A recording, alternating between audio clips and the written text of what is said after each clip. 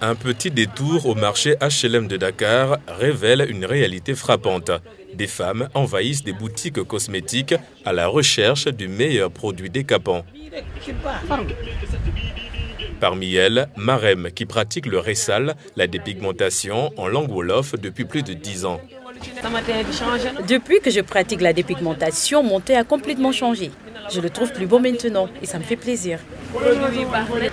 Le phénomène de la dépigmentation s'est installé dans les standards de beauté des jeunes filles à Dakar avec l'avènement des réseaux sociaux, nécessitant une sensibilisation ciblée.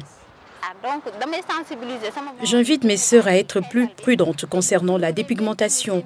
Elles doivent complètement bannir cette pratique. Je vois des jeunes filles qui n'ont même pas 17 ans pratiquer le ressal, juste pour plaire aux jeunes garçons. Nous devons être fiers de notre peau noire. Malgré les efforts de sensibilisation, le pays note une recrudescence des cas de dépigmentation.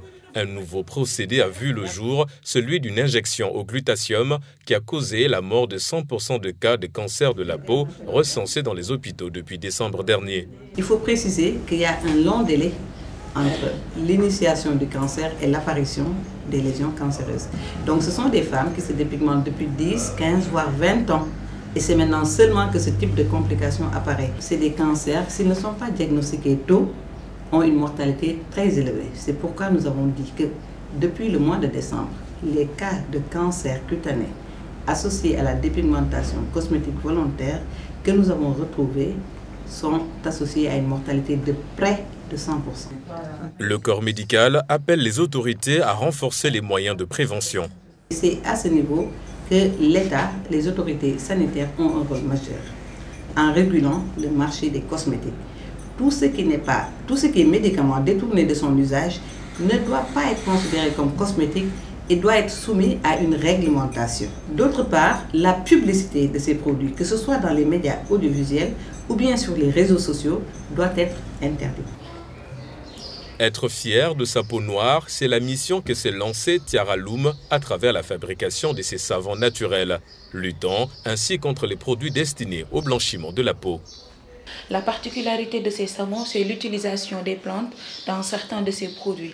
Exemple, Acacia nilotica, qui est une plante africaine très connue pour ses vertus antiseptiques. Et ça aide également à enlever les boutons et très particulièrement la peau grasse. On en a également au curcuma. Donc au café, au beurre de karité, on en fait beaucoup quand même. La dépigmentation est devenue un enjeu de santé publique. L'État prévoit de multiplier des campagnes de sensibilisation afin de réduire le nombre de décès liés à cette pratique.